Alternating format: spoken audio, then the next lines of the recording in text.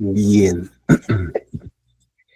Queridos hermanos, reciban todos ustedes un cordial saludo. Bienvenidos una vez más a otra clase del libro El cielo y el infierno o la justicia divina de Allan Kardec. Vamos a continuar en nuestro proceso de aprendizaje, nuestro proceso formativo de este texto del libro del cielo y el infierno. Y hoy vamos a pasar ya a ver el capítulo sexto, que se titula Doctrina de las Penas Eternas. Como lo había comentado en la clase anterior, este capítulo, en base a su contenido, lo he dividido en dos partes. Hoy vamos a ver la primera parte. Esta primera parte vamos a abordar lo que es el origen de la doctrina de las penas eternas. Y vamos a ver también ahí lo que son los argumentos en apoyo de las penas eternas. ¿Cuáles son los argumentos que colocan aquí aquellas personas que están de acuerdo y que pues buscan sustentar por cualquier método esta doctrina de las penas eternas? ¿Listo? Ya para la segunda parte, que la vamos a ver en la siguiente semana, para dentro de 8 días, en esa segunda parte vamos a ver la imposibilidad material de las penas eternas. Vamos a ver ahí también la doctrina de las penas eternas, que dice aquí el maestro Allan Kardec, no es de este tiempo. Y ahí vamos a finalizar esa segunda parte hablando del profeta Ezequiel, uno de los profetas mayores del Antiguo Testamento. Y ahí encontramos que dice Ezequiel contra la eternidad de las penas eternas y el pecado original. Pero bueno, eso será ya en la segunda parte. Por lo tanto, esta noche vamos a ver solo el origen de la doctrina de las penas eternas y los argumentos en apoyo de esas penas eternas. Entonces, ya sin más preámbulos, me voy a disponer a compartir mi pantalla con ustedes para iniciar el recorrido por las diapositivas que he preparado para esta temática. Bien, entonces tenemos capítulo sexto, Doctrina de las Penas Eternas, parte 1. Yo, aparte de la definición que coloca aquí el maestro Allan Kardec en el texto, pues yo hice una investigación cortica para ver qué es lo que se encuentra con respecto a esta doctrina de las penas eternas, con respecto a estas penas eternas. Y yo encontré que básicamente nos dicen aquí que esta doctrina de las penas eternas hace referencia a la creencia en la existencia de castigos eternos para las almas que cometen pecados muy graves, o también para aquellas almas que no se arrepienten de sus acciones. Y es lo más grave, porque eso lo vamos a ver en el desarrollo de este tema, que la condición importante que colocan aquí estas personas que están a favor de esta doctrina de las penas eternas es que si la persona se arrepiente antes de morir, pues se salva. Pero si ese arrepentimiento viene después de morir, no hay salvación. Bajo ningún concepto, bajo ningún motivo, no habría salvación. ¿Listo? Entonces, esta doctrina es común en varias tradiciones religiosas. No solamente estamos hablando del cristianismo, ni del catolicismo, ni del protestantismo como tal, ¿cierto? Pero una de las religiones que más se ha detenido y ha sustentado la mayoría de sus dogmas es precisamente el cristianismo, en sus diferentes versiones, ¿no? Tanto por la parte de la Iglesia Católica como la Iglesia Copta o la Iglesia Ortodoxa de Oriente, ¿cierto? Y muchas de las iglesias protestantes también sustentan, pues obviamente, toda su parte dogmática en esta doctrina de las penas eternas. ¿Listo?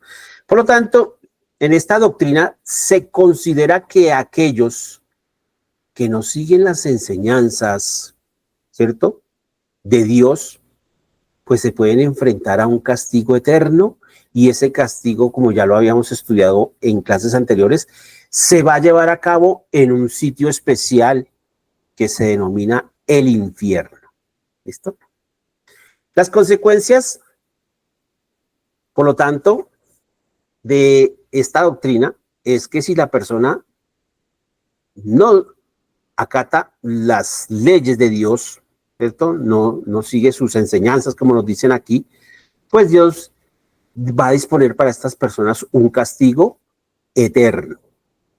Entonces, esas son las consecuencias a las acciones que esa persona lleva en esta vida. Tengan ustedes en cuenta que estas religiones, el cristianismo, el catolicismo, las iglesias protestantes en su mayoría, pues todas no hacen referencia a la reencarnación. Ellos no hablan de la reencarnación, por lo tanto, para ellos el ser humano solamente cuenta con una sola existencia. Entonces, todas las acciones que cometa en esta existencia, en esta vida, pues la repercusión va a verse manifestada después de la muerte, cuando tenga que enfrentarse a ese castigo, el cual obviamente se sabe que es eterno. ¿Listo? Bueno, vamos a continuar entonces. Y aquí vamos a abordar el primer apartado que trae este capítulo, que se titula Origen de la doctrina de las penas eternas. Y aquí es importante hacer un análisis cortico con respecto a lo que dice el maestro Allan Kardec, porque él dice aquí que esa creencia en la eternidad de las penas, dice Allan Kardec, y por eso vamos a ubicarnos en el contexto en el cual vivió el maestro Allan Kardec, es decir, en el momento histórico en el que él escribió este texto, el libro del cielo y el infierno, y en especial, pues, el asunto que trata aquí, el origen de la doctrina de las penas eternas. Pues él dice ahí que esa creencia en la eternidad de los castigos o en la eternidad de las penas estaba perdiendo relevancia. Y dice Allan Kardec que parece que su desaparición es inminente. Y pues uno hace el ejercicio, yo hice, obviamente el ejercicio cuando hice esta lectura, yo me puse a pensar, bueno, pensemos hoy en día, en nuestra actualidad, siglo XXI, estamos en la tercera década del siglo XXI, ¿cierto? 2025, a mediados de la tercera década. Entonces uno puede decir si habrá perdido vigencia, habrá perdido relevancia esta doctrina en la eternidad de las penas eternas, y yo me atrevería a decir que de pronto no. Por lo tanto, digamos así, casi que desde la época de Allan Kardec hasta la actualidad, pues esa creencia sigue aún muy firme en gran parte de la población, gran parte de los seres humanos que estamos habitando acá en el planeta Tierra. Obviamente, ya hay que descontar ahí, porque la doctrina espírita ha crecido bastante, sus adeptos han crecido también en número. Obviamente, pues sí hay que abonarle que de todas maneras el maestro Allan Kardec tiene y tenía toda la razón en que esta creencia con el tiempo va a terminar perdiendo fuerzas, va a ir desapareciendo, y dice Allan Kardec que esa desaparición va a ser inminente, ¿cierto? ¿Por qué podríamos pensar que va a terminar desapareciendo? Porque ha sido desafiada con argumentos contundentes, y es lo que hace que la defensa por parte de quienes están a favor de la creencia en el castigo eterno, pues no han podido diseñar alguna estrategia o algún postulado, ¿cierto?, que pueda, de todas maneras, y eso lo vamos a ver más adelante cuando veamos los argumentos a favor y en contra, la refutación que coloca aquí el maestro Allan Kardec y que coloca la doctrina del espiritismo para rebatir precisamente esta creencia. ¿Listo? Entonces, dice aquí Allan Kardec que esa defensa por parte de estos personajes que están a favor de esta doctrina, pues pierde fuerza innegablemente.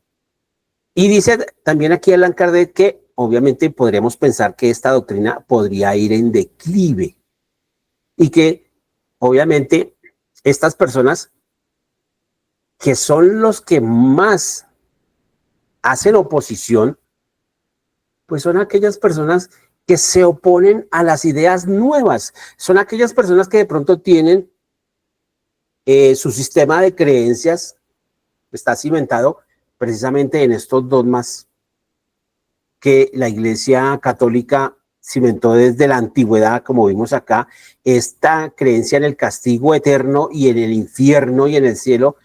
Obviamente este infierno vimos que ha sido copiado del infierno pagano, ¿cierto? Entonces, digamos así que son personas que se quedaron ancladas en el pasado y que se oponen a la ley del progreso. Entonces se oponen a ideas nuevas, porque creen fehacientemente que lo que ellos dicen es así, ¿cierto? Entonces, de todas maneras, dice Allan Kardec, esto representa a la larga un punto débil en su argumentación.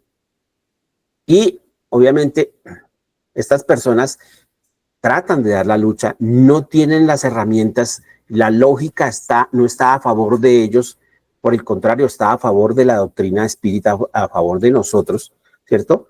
Entonces, es inminente esa caída con el tiempo.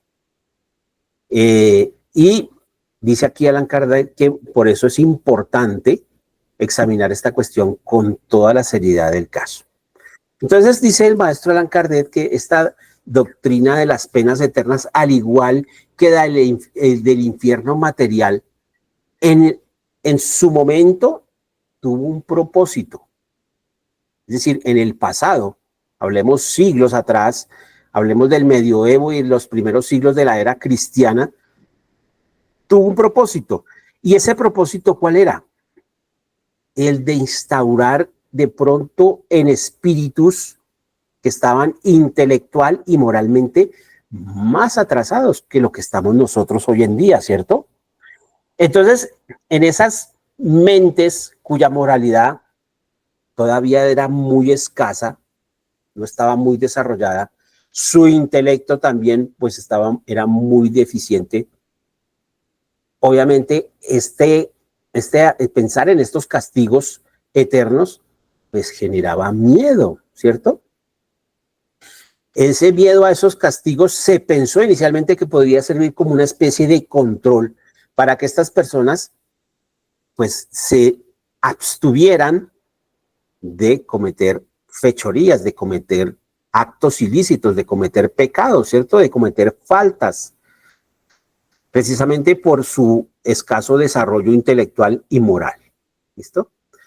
Entonces, en su momento, y por eso es necesario que hablemos de la ley mosaica, que hablemos de la época de Moisés, de ese primer gran revelador que fue Moisés, pues obviamente la cantidad de espíritus que estaban reencarnados en ese momento en el planeta Tierra, con los cuales tuvo que convivir Moisés, pues era un pueblo supremamente bárbaro, salvaje, digámoslo así. Intelectualmente no estaba desarrollado y moralmente pues estaba todavía muy atrasado.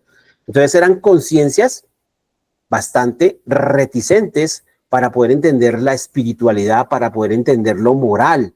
Entonces pintarle a estos personajes, a estos seres humanos, a estos espíritus encarnados en esa época, estamos hablando de, digamos, pongámosle unos 2000, 2500 años antes de Cristo, ¿cierto? Pues era muy difícil que estos seres humanos llevaran un proceso moral adecuado. Entonces, pintarles un Dios supremamente benévolo, compasivo, un Dios misericordioso, no hubiera servido absolutamente de nada. Por lo tanto, era necesario pintar un Dios severo, estricto, y un Dios que castiga y al cual no le tiembla la mano para castigar, ¿cierto? Entonces dice aquí Allan Kardec, si no hubiera sido de esta manera, estos espíritus, sus mentes no hubieran sido impactadas con la idea de esas penas morales, ¿cierto? Haberles dicho, no, es que son penas temporales, no hubiera servido de nada. ¿Listo? No hubieran estado en capacidad de poder comprender, ¿sí?, la justicia de estos castigos, y por eso había que pintarlos con una severidad al extremo. Entonces, estos seres humanos apenas estaban empezando a utilizar su libre albedrío, a hacer uso de la razón. Por lo tanto, para ellos a veces discernir entre el bien y el mal no era fácil. Nosotros hoy en día, ya como espíritus que hemos reencarnado varias veces, pues estamos en una posición muy diferente. Inclusive las personas con las que tuvo que convivir el Maestro Jesús posteriormente, ¿cierto?, ya estaban más adelantados. No podemos pensar que sea el mismo pueblo, que sea la misma población, que sean los mismos espíritus o los mismos seres humanos, comparando los que le tocó a Moisés con los que le tocó al Maestro Jesús. ¿Listo? Hay un salto generacional muy grande. Hay varias reencarnaciones de por medio y ha habido un desarrollo en estos espíritus, ¿cierto? Igual del Maestro Jesús acá 2000, más de 2000 años, obviamente tiene que haber cambios en todos nosotros. Han habido cambios en todos nosotros. Entonces, hasta aquí el maestro Allan Kardec dice, esta doctrina de las penas eternas, pues tuvo un propósito, pero en el pasado. ¿Listo? En estos periodos donde estos seres humanos tenían otras prioridades, donde primaba la parte material por encima de la espiritual. En estos espíritus domina más la materia, ¿cierto? La materia domina sobre el espíritu.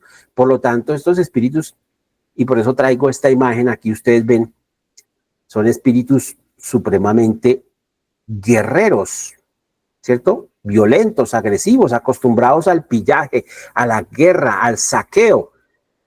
Y si ustedes observan aquí del lado izquierdo, pues hay un hombre que va a caballo, tiene una lanza y lleva a una mujer la cual ha raptado, ¿cierto?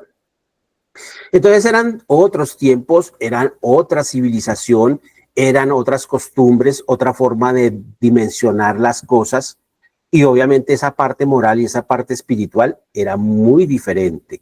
Por eso en ese momento, de pronto esta doctrina de las penas eternas y esos castigos severos tuvo su propósito, pero no se puede hacer, obviamente, y esa es una de las grandes falencias que ha tenido la religión, que eso lo vimos en la primera parte de este texto, en los capítulos primeros. Ustedes recordarán ahí que el maestro Allan Kardec dice que una de las fallas más grandes de la religión ha sido quedarse anclada, porque si el deber de la religión es seguir a través del tiempo, ¿cierto?, seguir el desarrollo en la parte moral y en la parte intelectual de los seres humanos.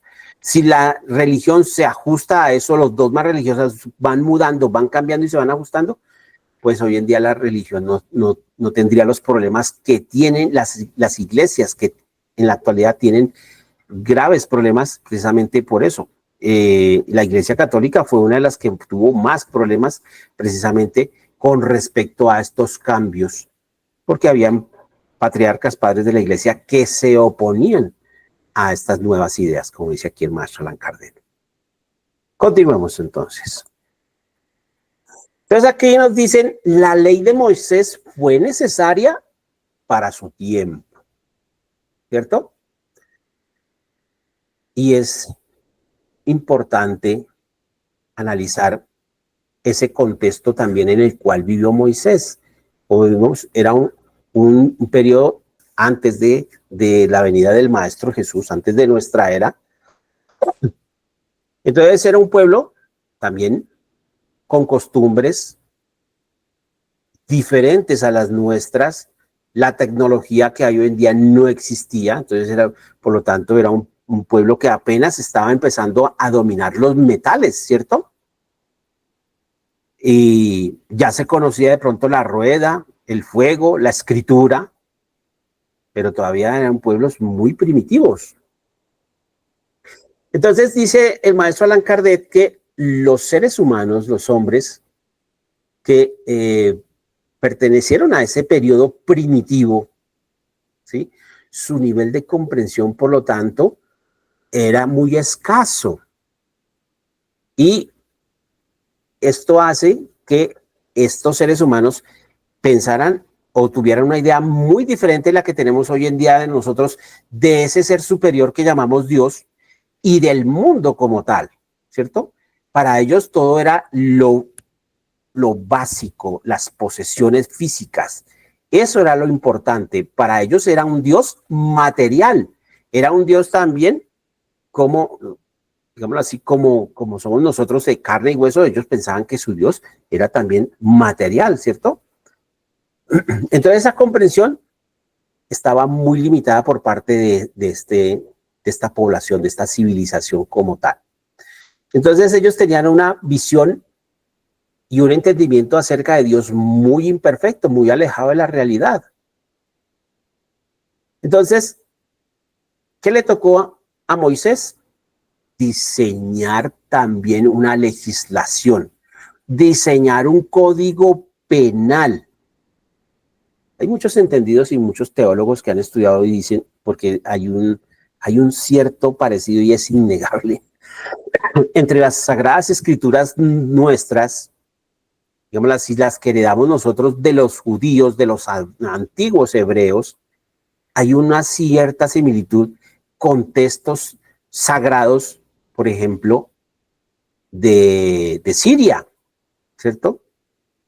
De Babilonia y de los textos sumerios, de los acadios y del nuevo imperio o del imperio neobabilónico.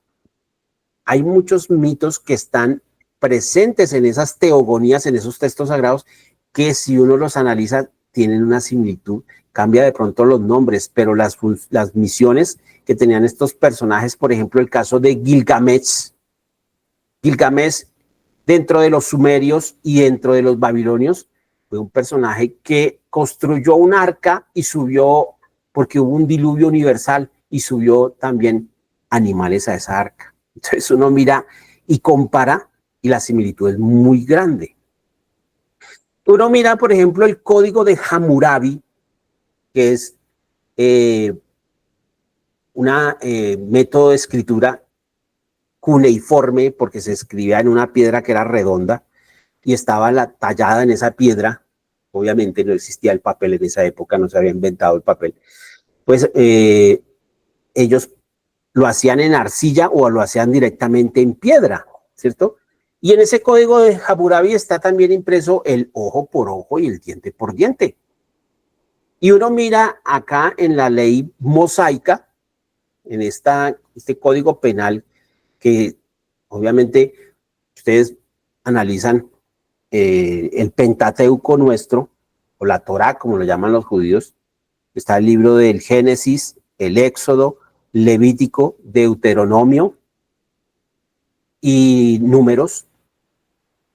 Estos 5 libros, que son el Pentateuco del Antiguo Testamento, está relatado y se le atribuye su autoría a Moisés. Ahí en esos textos está relatado el pasaje en el cual Moisés tuvo que subir al monte Sinaí para recibir de parte de Dios el decálogo, es decir, las tablas de la ley, donde estaban los 10 mandamientos de la ley de Dios. Pero Moisés, obviamente, si uno analiza y uno trata de hacer ese ejercicio reflexivo y pensar la época que le tocó a Moisés vivir ante ese pueblo, era un pueblo donde existían costumbres totalmente diferentes a las nuestras, un pueblo que estaba acostumbrado a la caza, un pueblo guerrero, ¿cierto? Y un pueblo donde habían todavía rezagos del politeísmo, la creencia en varios dioses, porque todos los pueblos alrededor era el común encontrar ese tipo de filiación religiosa acerca del politeísmo. Entonces, mientras Moisés subió y se demoró 40 días, y cuando él bajó ya con las tablas que las traía, supuestamente ahí nos dicen que fueron grabadas sobre la piedra directamente por el dedo, por la mano de Dios. Moisés bajó con esas tablas, y cuando él bajó encontró al pueblo que se habían quedado en la base del monte haciendo fiesta, ¿cierto? Y como ellos decían, no, eso quién sabe si que algo le pasó, no va a bajar, no sé qué, esto y lo otro.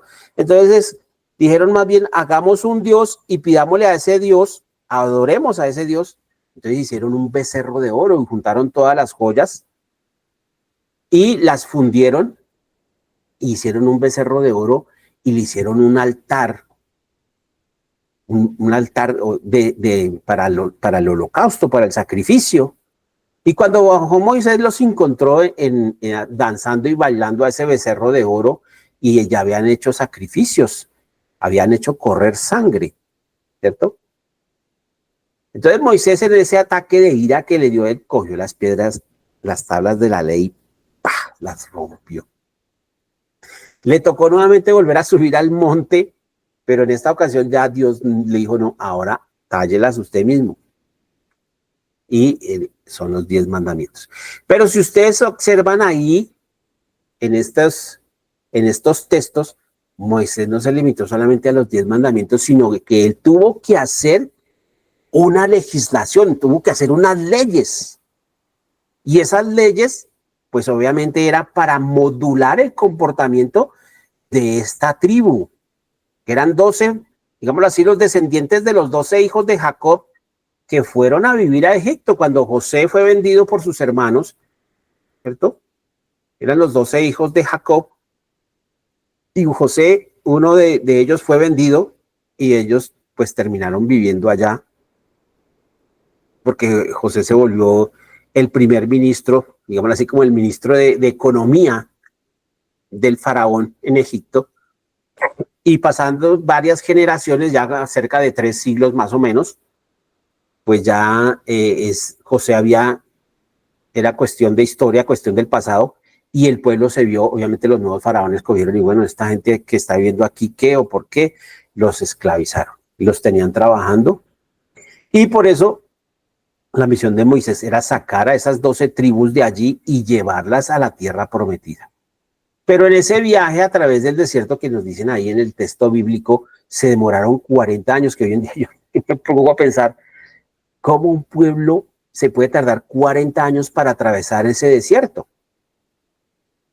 Pues entonces lo que nos dicen es que obviamente Dios estaba probando a ese pueblo, y a través, o sea, supuestamente se perdieron y yo pienso daban vueltas en círculo, pero el caso es que se demoraron 40 años. Y tan es así que el mismo Moisés desencarnó y nunca llegó a la tierra prometida. Pero él dejó escrito ese decálogo para, digamos así, como ese manual de convivencia para que ellos pudieran convivir y ajustaran su comportamiento a la ley de Dios. Estaba de todas maneras muy lejos, por eso Moisés tuvo que pintar ese Dios como lo pintó, un Dios estricto, un Dios severo, un Dios supremamente celoso, ¿cierto? Celoso en el sentido de que no se podía ir a hacer una imagen de otro Dios. Entonces, Moisés tuvo, y obviamente él escribió toda esta legislación y no dijo, no, esta ley las inventé yo, no. Él dijo, todo viene de Dios. Obviamente tenía que darle, yo me pongo en las sandalias o en los zapatos de Moisés, y yo diría, pues, para que el pueblo me crea, pues, no va a decir que fue que me toca decir que todo viene de Dios, aunque de Dios sí venían los 10 mandamientos como tal. ¿Listo? Entonces, este pueblo que le tocó a Moisés, esta civilización, no solamente pensemos en los judíos, sino pensemos en toda la humanidad, en el planeta Tierra, en el estadio que estaba en ese momento, ¿cierto? Eran pueblos supremamente bárbaros. Entonces, para estos hombres acostumbrados a que para ellos lo que realmente primaba era la fuerza, un pueblo guerrero. Entonces lo que prima es la fuerza del guerrero, aquel que vence a la otra tribu, a la otra aldea o al otro ejército y lo avasalla y se queda con las cosas materiales, ¿cierto? Eso era para ellos. Entonces, ellos cómo pintaban a ese Dios, lo pintaban también a través de esa fuerza material como tal. ¿Listo? Entonces, esa concepción se basa en la fuerza material. Este pueblo obviamente no estaba en capacidad de poder entender una fuerza moral como tal. Entonces, para ellos, un Dios benevolente hubiera sido considerado como un Dios muy débil. Y si inclusive, sabiendo que era un Dios estricto, severo, ¿sí? Un Dios vengativo, un Dios castigador en extremo, pues a veces cometían sus pelatunas, pues que sería de pronto si Moisés les hubiera pintado un Dios totalmente diferente, ¿cierto? Entonces esa idea de la divinidad tenía que estar marcada por la venganza y el castigo. Entonces en este contexto dice aquí el maestro Allan Kardec de estas creencias religiosas, obviamente tenían que ser adaptadas a esa naturaleza brutal de este pueblo, ¿cierto? Entonces debía pintarse una afiliación religiosa o una religión, unas creencias o una doctrina como tal, estricta, severa. Una religión que hubiera estado basada en el amor, en la caridad, no hubiera podido estimular en ellos nada hacia el cambio, ¿cierto? Entonces era difícil que ellos pudieran ajustarla a sus costumbres, a la forma de vivir, al estadio en el que estaban ellos básicamente. Por eso esa legislación de Moisés fue una legislación severa. Y lo que yo les decía a ustedes en la clase pasada, no podemos, como hacen nuestros hermanos de otras religiones, y cuando digo aquí de otras religiones, no quiero decir con eso que que el espiritismo sea una religión. Ustedes ya lo saben de sobra que el espiritismo no es una religión. Pero obviamente estamos hablando de este contexto religioso. Estos hermanos de otras creencias religiosas pretenden traer esta legislación o esta ley mosaica y hacerla vigente en la actualidad. No podemos. No podemos traer esa representación de ese Dios como vengador porque obviamente ya no sería necesaria en nuestra época. Fue necesaria en la época de Moisés. Por eso tenemos que cuando estudiemos la Biblia hay que analizarla en su contexto histórico y pensar que fue escrita para su época que se está narrando allí. ¿Listo? Por lo tanto, si vamos a comparar esa ley y esa doctrina de Moisés con la doctrina que trajo el Maestro Jesús, hay un cambio drástico, un cambio grande. ¿Listo? Entonces, dice aquí el maestro Allan Kardec que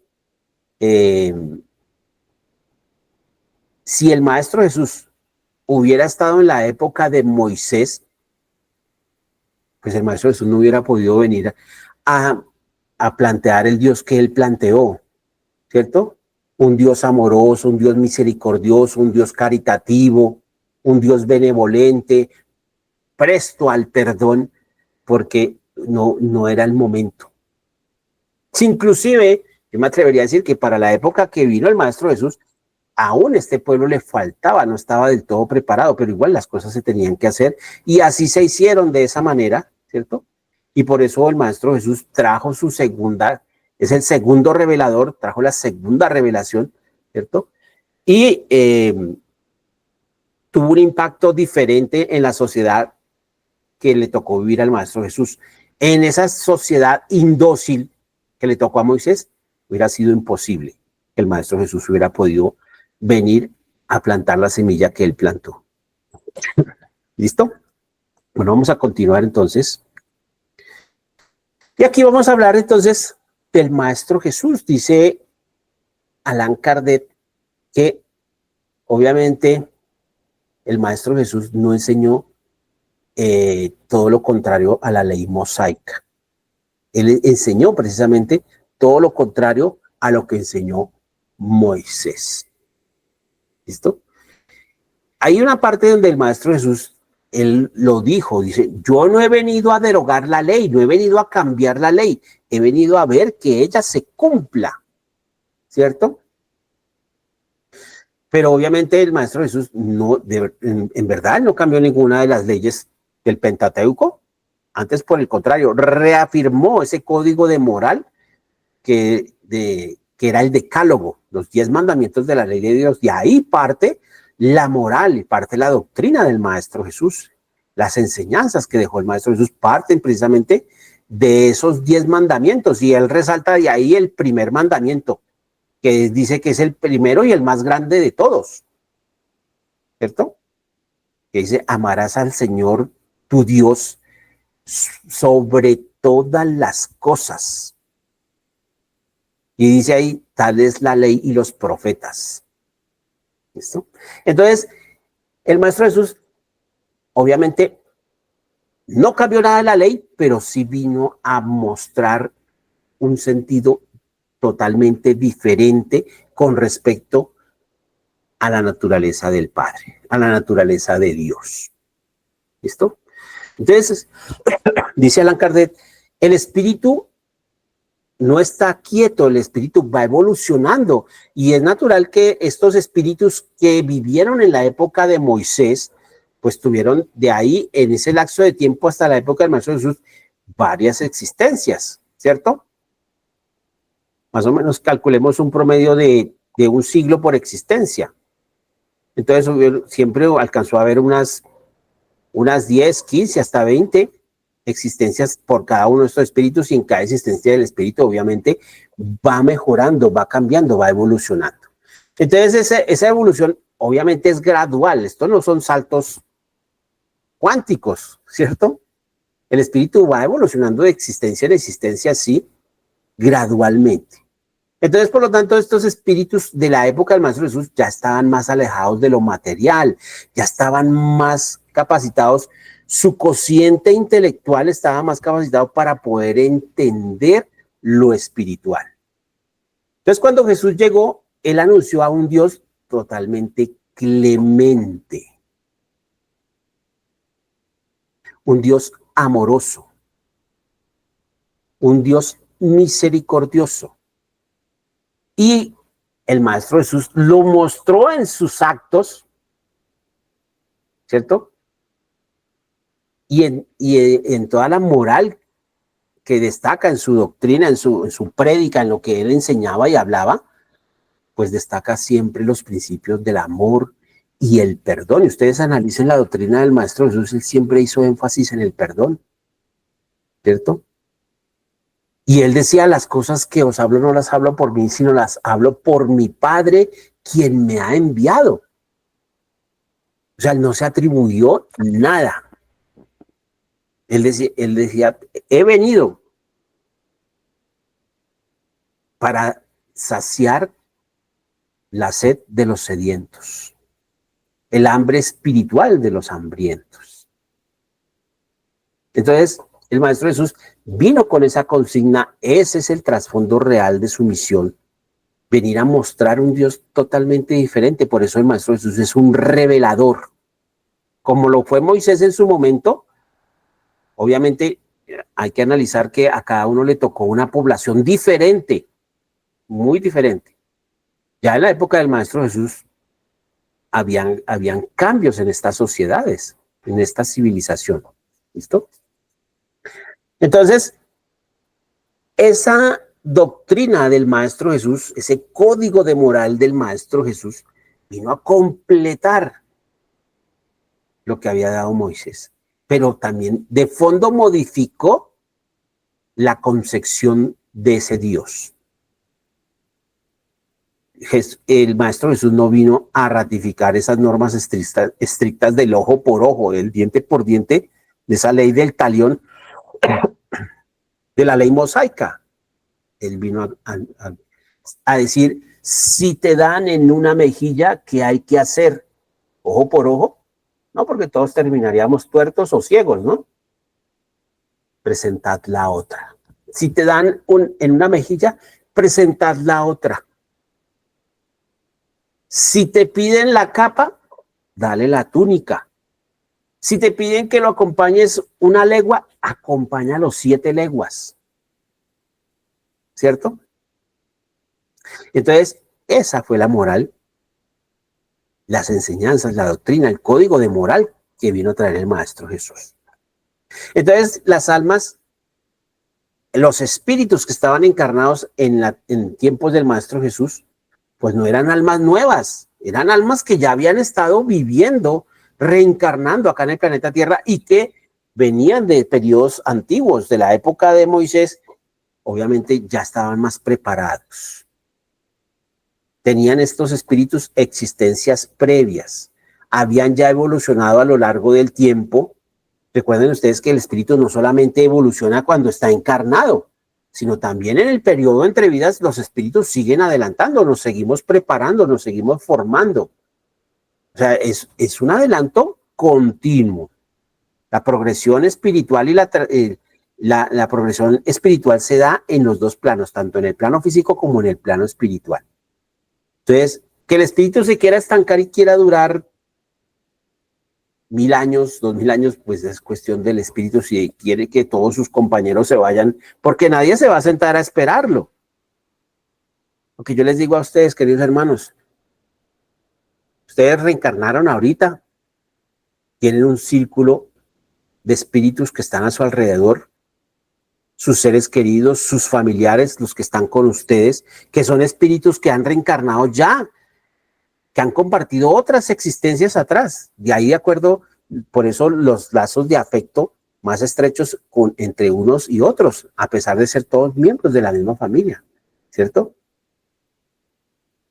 Pero si ustedes cometen un error y ustedes se endeudan kármicamente, pues obviamente eso les va a implicar a ustedes volver a repetir esa existencia y obviamente ustedes ya saben que para el pago de las deudas en lo espiritual se requieren de dos momentos. Uno es la expiación, que es sufrir en carne propia el daño que yo causé, y el otro es la reparación. Entonces eso a mí me va a llevar más tiempo, me voy a atrasar, me voy a quedar. Entonces piensen ustedes en los espíritus que han venido reencarnando con ustedes, que son sus seres más cercanos, amigos, conocidos, familiares. ¿Será que ellos, ay, César la embarró? Bueno, entonces vamos a esperar, lo desencarnemos y esperemos que él se reencarne 2 o 3 veces y cuando él ya se ponga al día, entonces nos volvemos a reencarnar todos. No, no, queridos hermanos. Entonces, estos espíritus, nos dice aquí el maestro Allan Kardec, ya tenían existencias previas, habían ido mejorando gradualmente con el tiempo, ya habían evolucionado desde esa época de la ley mosaica, por lo tanto en la época del Maestro Jesús ya estaban en más capacidad de poder entender una doctrina más elevada, una doctrina más espiritual, en la cual se permitió al Maestro Jesús mostrar un Dios débil, que si vamos a ver realmente no es débil. De debilidad por parte del Padre Celestial. Ustedes imagínense lo majestuoso que es la obra, todo el universo, toda la creación. Pensemos si será que Dios es débil. No, por eso decimos es todopoderoso. Pero obviamente es un Dios manso, es un Dios misericordioso, soberanamente justo y bueno, fue el que vino a pintar el Maestro Jesús.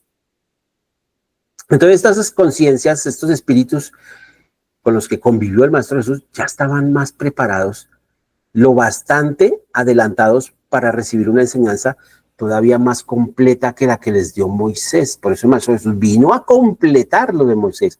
A partir de lo de Moisés, inclusive de esos 10 mandamientos, dijo, un nuevo mandamiento os doy, que os améis los unos a los otros como yo os he amado.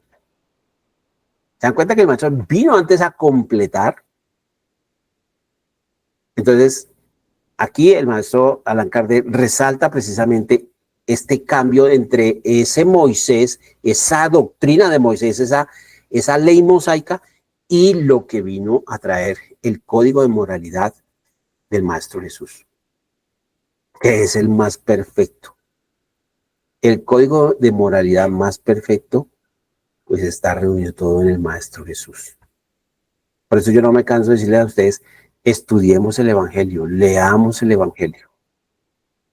Es importante que nosotros nos compenetremos de esas enseñanzas del Maestro Jesús, las hagamos parte de nuestro ser, las exudemos por la piel, si queremos usar un símil, una metáfora, pero que irradiemos precisamente eso. Bueno, vamos a continuar entonces. Y nos dice Allan Kardec, Jesús no podía revelar los misterios del futuro. Esto ustedes lo van a estudiar más en profundidad en el libro del Génesis y ustedes van a entender por qué el Maestro Jesús no pudo decir todo lo que hubiera podido decir, a pesar de que ustedes dicen, ay, pero el hermano acaba de decir que esa moralidad de estos espíritus y la parte intelectual ya había adelantado con respecto de la época de Moisés a la época del Maestro Jesús, eran conciencias ya más adelantadas, sí, más adelantadas, pero todavía no, inclusive comparándolas con nuestro tiempo, pues obviamente nosotros tenemos mucho más delantera que los espíritus que estaban reencarnados en esa generación en la época del Maestro Jesús, ¿cierto? Nosotros estamos todavía más preparados. Entonces dice el Maestro Allan Kardec, Cristo no pudo revelar todos los misterios del futuro a sus contemporáneos, es decir, a sus apóstoles, a sus discípulos y a la gente a la cual él se dirigía, a los que él atraía con ese magnetismo, con ese amor que irradiaba, con esa paz, con esa tranquilidad que irradiaba el Maestro Jesús. Yo trato a veces de imaginarme cómo sería o cómo en esa época y cómo fuera de pronto hoy en día estar en presencia del Maestro. O sea, no tendría uno de pronto la fuerza para poderlo mirar directamente, porque uno sentiría que él lo atraviesa a uno. Él le puede ver a uno hasta las fibras más recónditas de nuestra alma. Quedaría uno totalmente expuesto ante él. Un ser de esa altura, de esa elevación, ¿cierto? Entonces el Maestro Jesús tuvo que modular su diálogo, su discurso. ¿Qué iba a hablar? ¿Por qué? Porque él sabía que estos espíritus no lo iban a poder comprender, ¿cierto? Y obviamente hubo cosas con respecto a la parte moral, ¿cierto? Que el Maestro Jesús no les podía revelar. Reveló una parte, enseñó una parte, pero él dejó para después. Porque él sabía que con el tiempo, como lo vimos en la clase anterior, por ejemplo, él cuando hablaba del infierno, cuando hablaba de esa jejena, él obviamente tuvo que usarla, pero a nivel, digamos, en un modo general. Generalizó ese concepto para estas conciencias, diciéndoles, sí, hay un castigo, obviamente, ¿cierto? Pero nunca ratificó que ese castigo va a ser eterno. Nunca lo dijo en ninguna parte. ¿Listo? Ni se puso a decir, es que hay otros sitios. En el caso, por ejemplo, del purgatorio que vimos en la clase anterior, Jesús nunca nombró ningún purgatorio y no lo hubiera podido hacer. Y él sabía que no lo podía hacer porque era confundir más a estos discípulos y a este pueblo, a estas personas que convivieron con él. Entonces, el Maestro Jesús fue claro, fue directo y en muchas partes de su doctrina, en muchas partes de sus enseñanzas, sobre todo esas enseñanzas de la parte moral, de la paja en el ojo del prójimo, ¿cierto? Del perdón. Bueno, en muchos aspectos el Maestro fue claro y fue directo. En otros aspectos él tuvo que, obviamente, guardar silencio. Entonces, entre eso, dice aquí Allan Kardec, la doctrina de las penas y las recompensas futuras. Por eso el Maestro Jesús utilizó para eso metáforas, utilizó parábolas. Jesús no podía disminuir el temor al castigo de estos seres humanos de la época que le tocó a él. Entonces, por eso él dejó esa parte quietica, digámoslo así. Sí, hay castigo. Entonces, ese temor al castigo, Jesús no les podía decir, es un castigo, pero es temporal. No. Y muchos menos lo hubieran podido entender. Ustedes pueden venir y renacer las veces que quieran. No lo hubieran podido entender. A pesar de que el Maestro Jesús habló de la reencarnación, habló de la pluralidad de existencias, habló de la pluralidad de mundos, pero a su manera. Lo revistió a través de ejemplos, a través de parábolas, de metáforas, como dice aquí el Maestro Allan Kardec. ¿Listo? Entonces, él tampoco iba a menguar ese castigo, lo dejó tal cual como está. No lo agravó, ni lo pintó más severo, ni le quitó peso, digámoslo así. No podía debilitar, obviamente, ese temor al castigo y esa idea del deber que debían tener estos seres humanos. Entonces dice aquí Allan Kardec, por eso el Maestro Jesús presentó el concepto de un castigo para los malos, como una forma de impresionar a una sociedad aún muy materialista. Estas enseñanzas del Maestro Jesús estaban adecuadas a su nivel de comprensión, al nivel de entendimiento de esta audiencia, que eran, recuerden ustedes, eran pescadores, pastores, agricultores, comerciantes, ¿cierto? Incluso hasta cobradores de impuestos, prostitutas, bueno, de todo. La gente seguían al Maestro Jesús, querían, muchos lo perseguían para que les hiciera señales, les hiciera prodigios, sanaciones, curaciones, pero otros lo seguían para escucharlo. Algo encontrarían en él que la gente lo seguía por eso. Y eso fue lo que le generó la gran discordia por parte de los doctores de la ley, de los fariseos, de los saduceos allí en el Sanedrín. Esos doctores de la ley en Jerusalén, pues el Maestro Jesús se los echó de enemigos.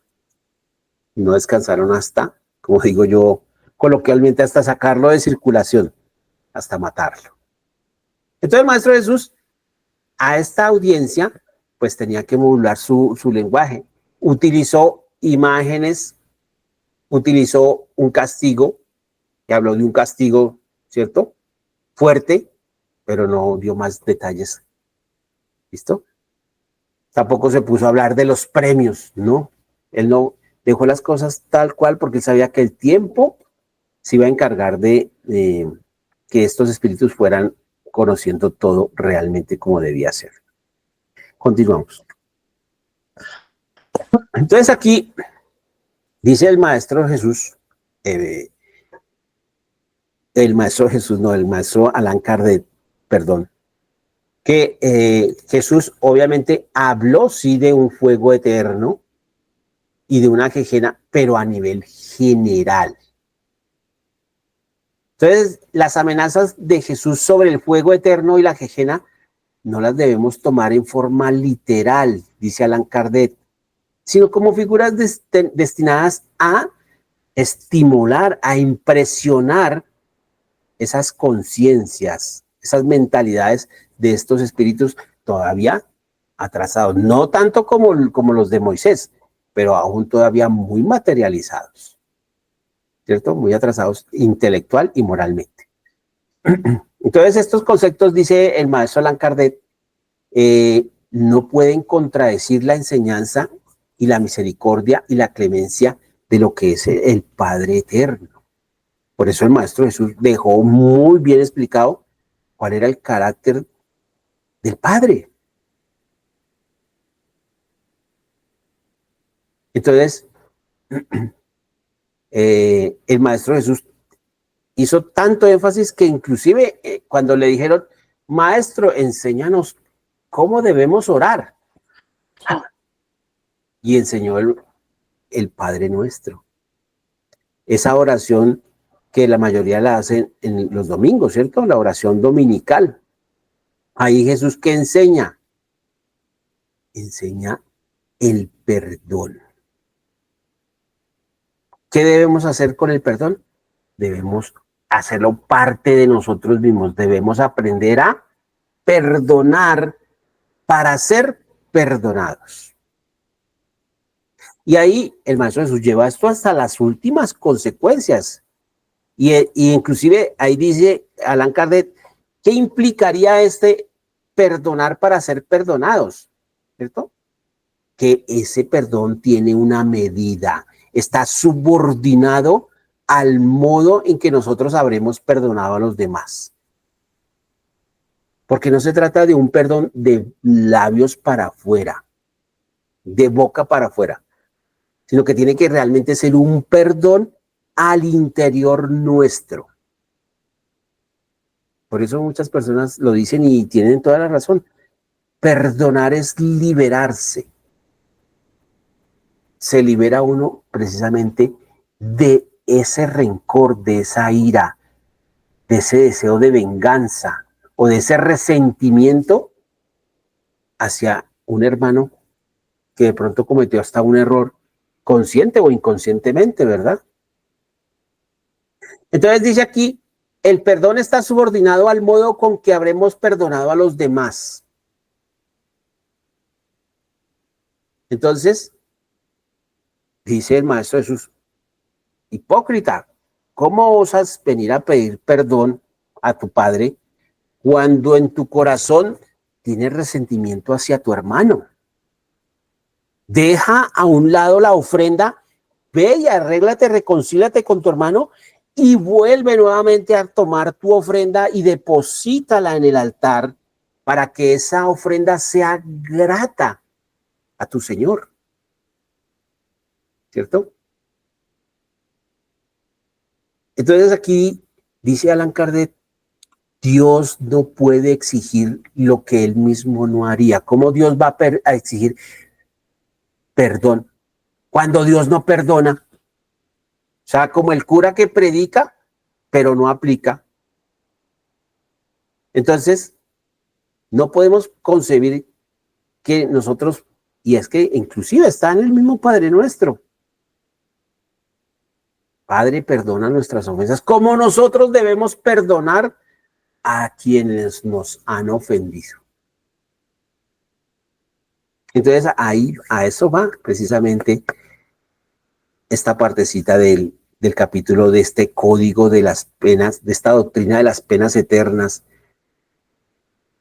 Obviamente, Dios no puede exigir que nosotros tengamos que perdonar si Dios mismo no perdona. Por eso, ¿qué es lo que impone realmente nuestro Padre? El olvido absoluto de las ofensas. Eso es realmente perdonar. Porque esa frase ya es una frase muy vieja. Dice, yo perdono pero nunca olvido. Eso es una frase que está llena de orgullo y de resentimiento. Yo perdono pero nunca olvido. O sea, no está perdonando, ¿cierto? A eso hace referencia a esto. Vamos a continuar entonces. Y nos dice aquí el maestro Allan Kardec, dice, Jesús mostró a Dios misericordioso y presto al perdón.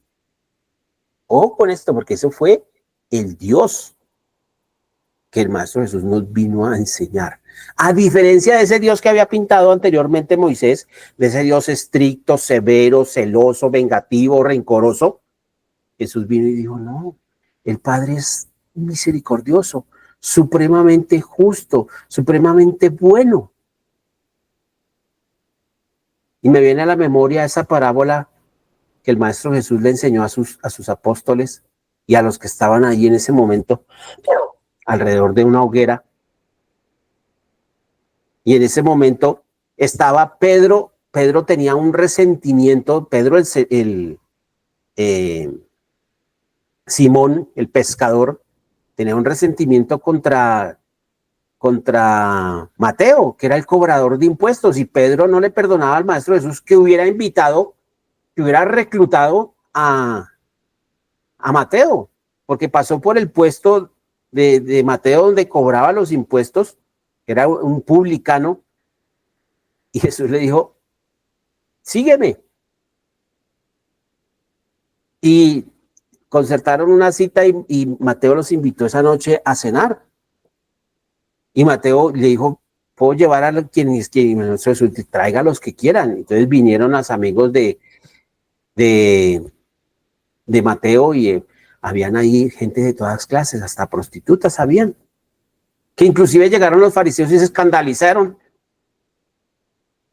¿Quién es este que come con prostitutas y con cobradores de impuestos? Y el Maestro Jesús dijo, el médico va a donde están los enfermos, no a donde están los sanos. Entonces, ahí esa noche el Maestro Jesús enseñó esa parábola tan hermosa del hijo pródigo.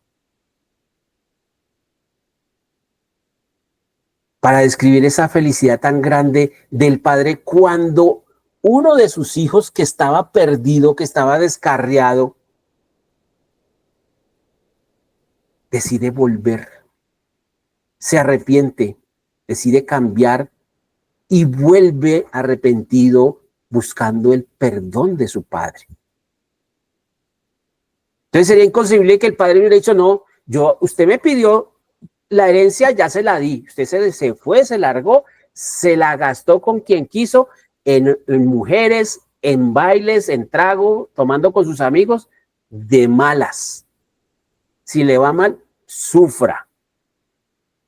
No, al contrario, llamó a su hijo mayor y le dijo, matemos el becerro más gordo. Vamos a hacer una fiesta grande, porque mi hijo que estaba perdido ha vuelto. Y dice el Maestro Jesús, así es en el cielo, en el reino de los cielos, cuando uno de sus hijos se arrepiente y vuelve nuevamente al redil. Ese fue el Dios que vino a mostrar el Maestro Jesús, que vino a enseñar. Entonces dice aquí Allan Kardec que aquellas personas que tenían esa comprensión vaga de la espiritualidad y que creían en ese castigo eterno, en ese fuego eterno, ¿cierto? Pues era comprensible que esto, digámoslo así, como que fuera un acicate para su mente, para su conciencia, ¿listo? Y era un contexto cultural y religioso propio de la época del Maestro Jesús, influenciado obviamente por esas creencias de ese infierno pagano, ¿cierto?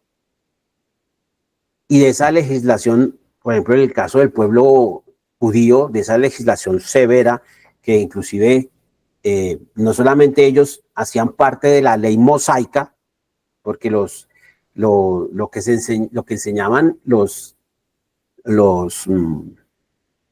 fariseos y los miembros del Sanedrín, los doctores de la ley, los escribas, enseñaban era para un círculo muy pequeño, y un círculo pues que fuera de clase adinerada y que pudieran pagar esos estudios, y les enseñaban era ese código,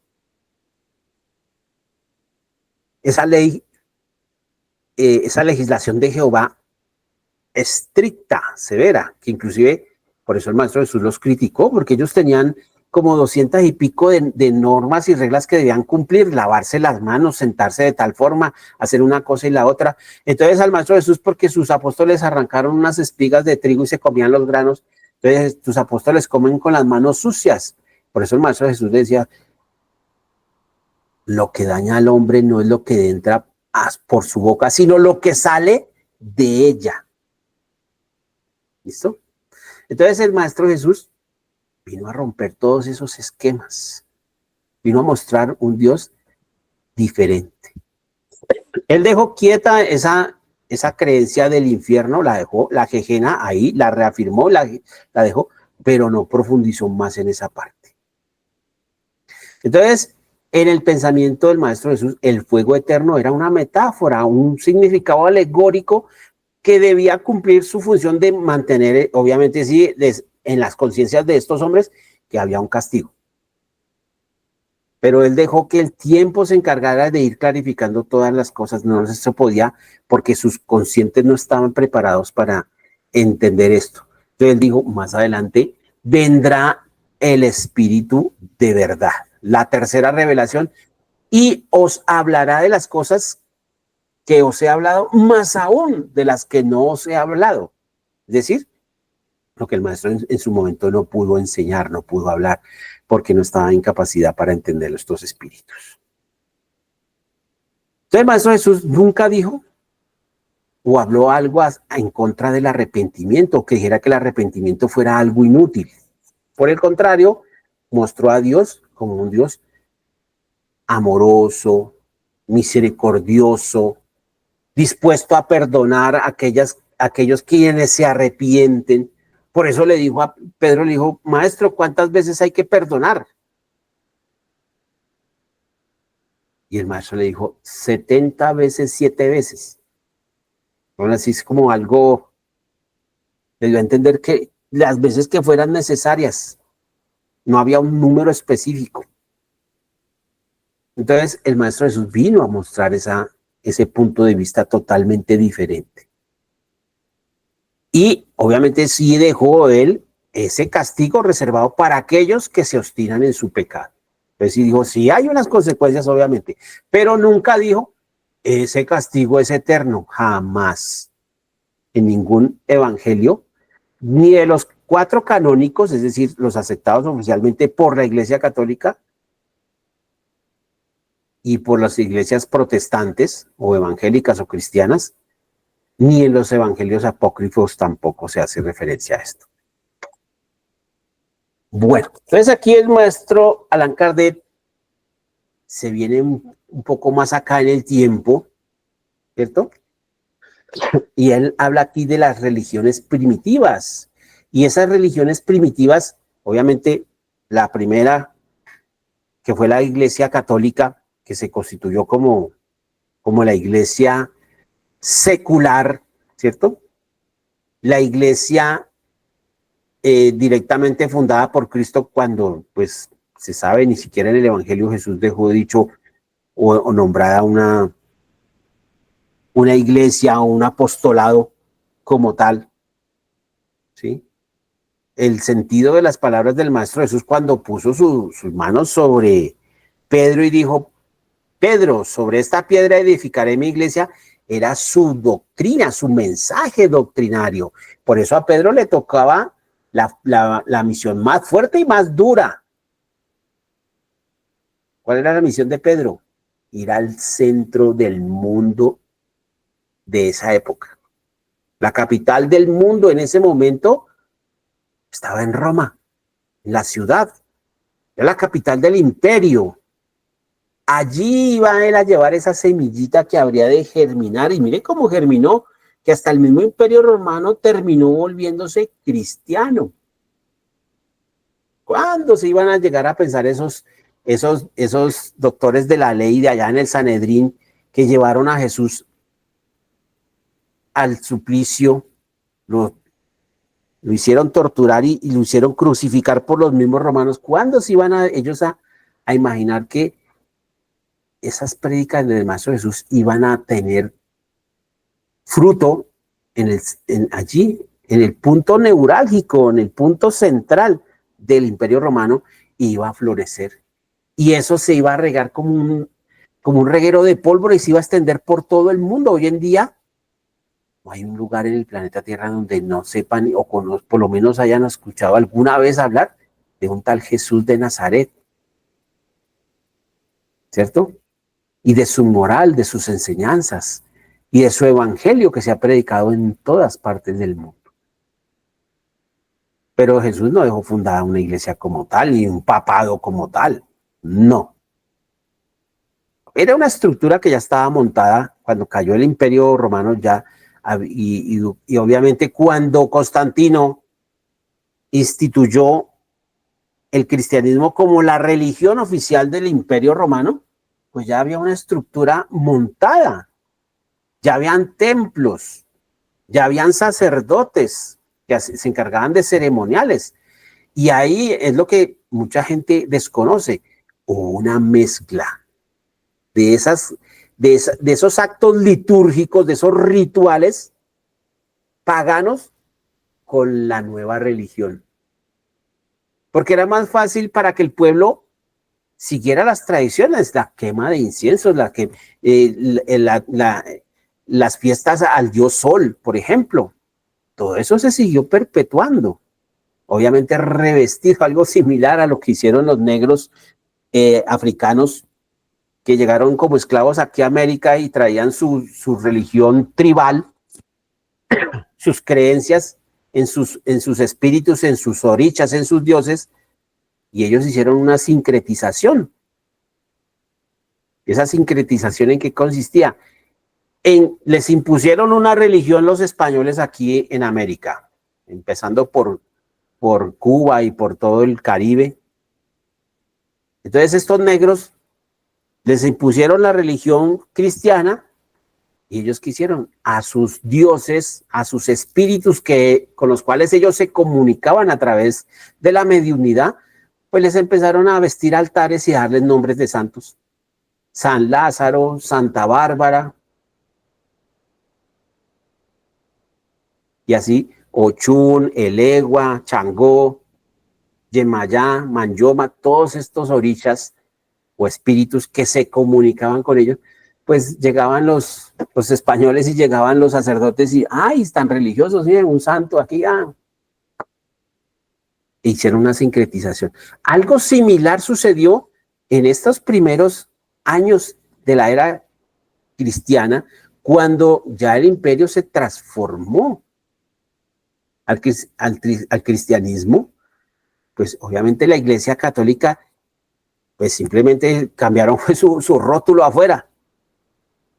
Adoptaron, sí, obviamente, toda la parte de las escrituras y la creencia en un solo Dios y la creencia en Jesús.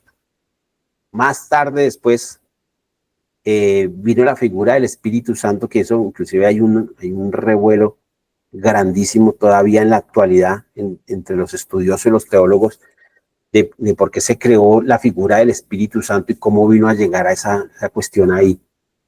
Y muchos están a favor y otros están en contra, precisamente, porque si no desde un comienzo hubiera sido instituido de esa manera. Entonces muchos dicen que fue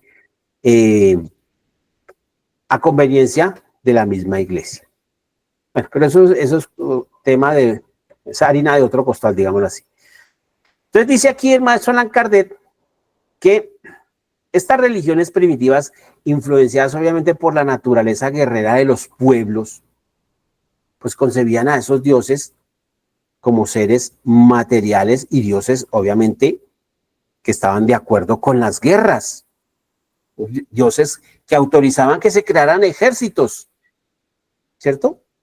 Y que esos sacerdotes pues impartieran bendición sobre esos ejércitos y que ese Dios aprobaba las victorias o decretaba inclusive las derrotas cuando le daba la espalda a ese pueblo, ¿cierto? Entonces, en ese contexto del sacrificio de animales, después sacrificio de seres humanos para agradar a ese Dios que de pronto se pensaba que era un Dios violento, agresivo, vengativo, rencoroso. Esos rituales que obviamente la Iglesia Católica después con el tiempo fue transformando, no sucede lo mismo que, por ejemplo, en las tradiciones judías, allí también en el templo de Salomón se hacían los sacrificios, se hacía el holocausto, ¿cierto?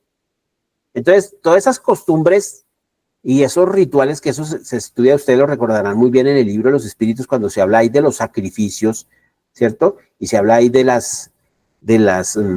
los holocaustos, la ofrenda de las víctimas, primero animales y después seres humanos, que esto, digamos así, todos los pueblos del planeta Tierra pasaron por ese estadio también, así como pasaron por los dioses zoomorfos, después por los dioses antropozoomorfos y después netamente los dioses antropomorfos, o sea, dioses primero de animales, después de mixto, animal y humano, combinación de animal con humano, y después solamente Dios netamente con forma humana, ¿cierto?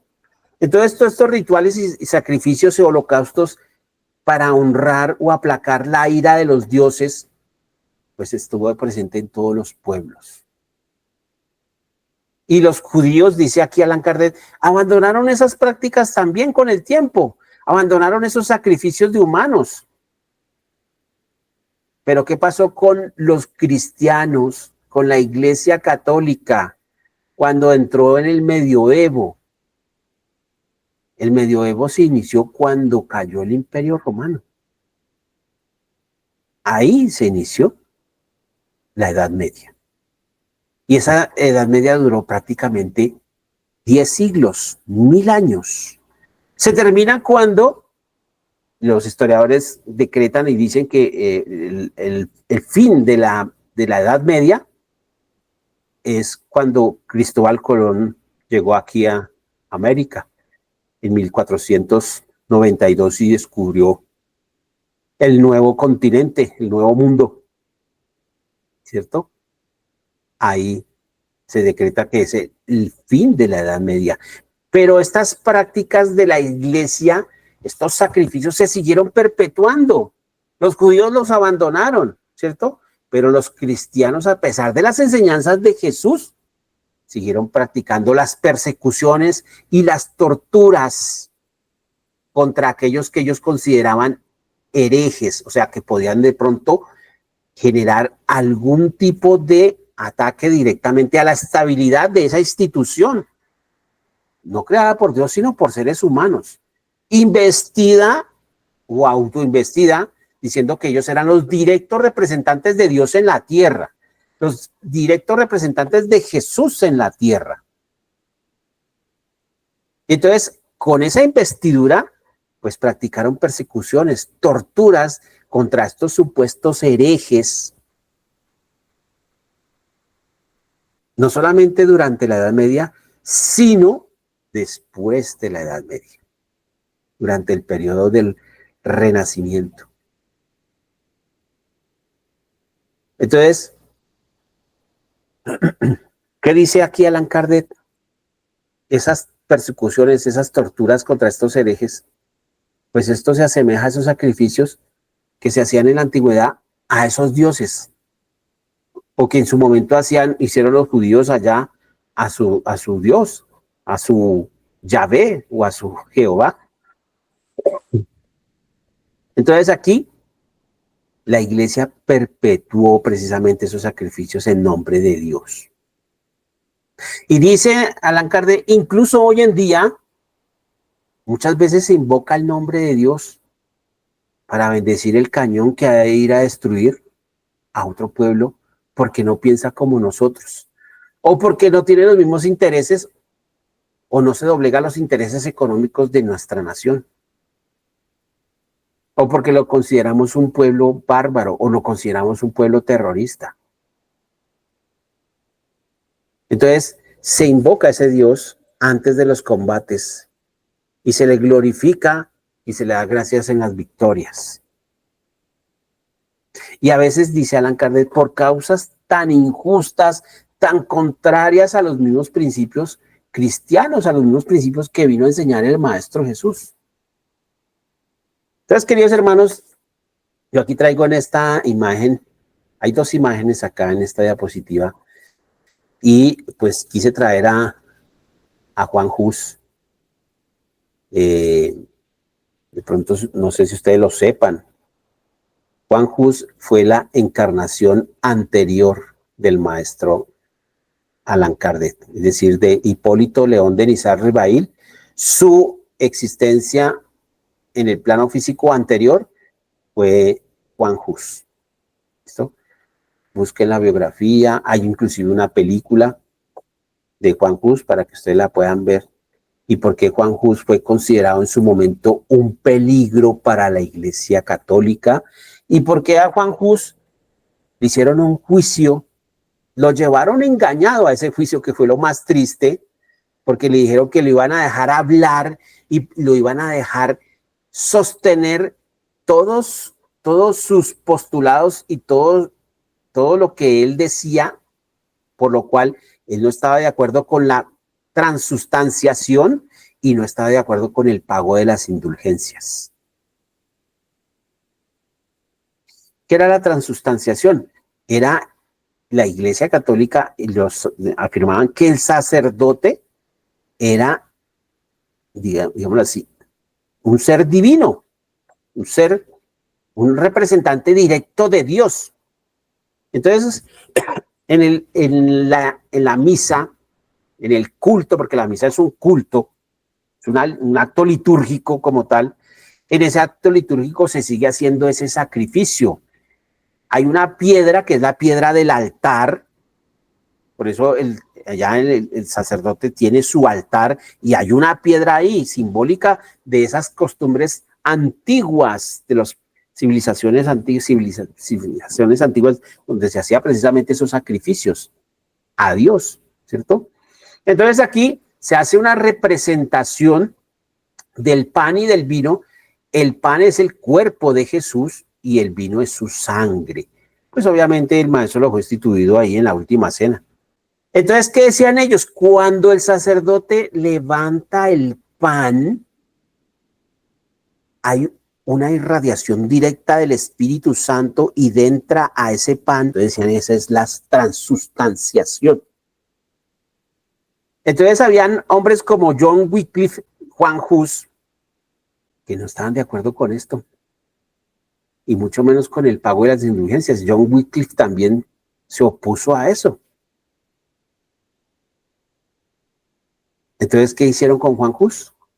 Vieron, sí, vamos a hacerle un juicio, puede venir, él fue catedrático, profesor universitario, y escribió textos, y tenía muchos alumnos que lo seguían, y él tenía una forma de escribir muy crítica, muy puntual, ¿sí? Y dense cuenta, ustedes que han leído al maestro Allan Kardec, la forma como él redacta y escribe es propia de él. Uno se da cuenta, a veces, la forma como él redacta y ese sarcasmo que él a veces usa, sobre todo con esta parte, en lo que tiene que ver con el clero. Por eso cuando yo empecé a leer el libro del cielo y el infierno, yo empecé a leer y el maestro Allan Kardec le da duro a la Iglesia Católica, duro, duro, duro. Porque inclusive estando en su última encarnación, que como Allan Kardec, tuvo que habérselas precisamente con el clero. Y grandes enemigos tuvo ahí en los altos prelados de la Iglesia Católica allí en París. Hubo enemigos que pidieron su cabeza.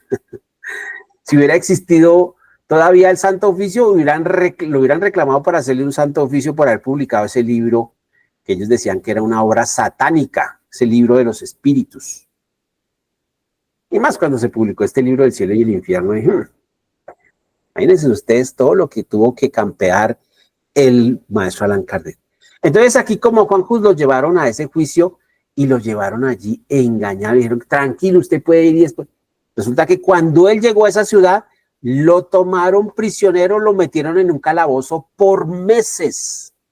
Lo incomunicaron y después le dijeron que lo iban a dejar ir al juicio y en ese juicio solamente se le permitiría hablar para retractarse de sus postulados y adjurar, quitarle la investidura que él tenía y inclusive le quedaba prohibido enseñar ni en ninguna cátedra, que la cátedra era el salón, esos salones que ustedes han visto, inclusive en Estados Unidos todavía existen en esas universidades que es así escalonado. Y abajo es donde está la cátedra, ahí donde se paraba el catedrático a enseñar. ¿Listo? Entonces se le prohibió enseñar en cualquier cátedra o enseñar en forma privada. Y entonces ahí fue cuando lo llevaron allá a ese juicio amañado, nunca se le dejó hablar y fue inclusive con el mismo rey que estaba en ese momento, porque estaba en boga el Sacro Imperio Germánico, que eran como esos varios intentos que intentaron los europeos de revivir el Imperio Romano, que de todas maneras fue muy difícil.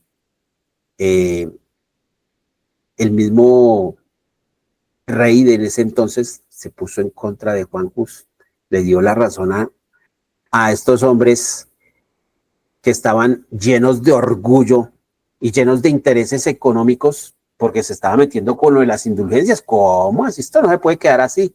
Hay que sirva de escarmiento.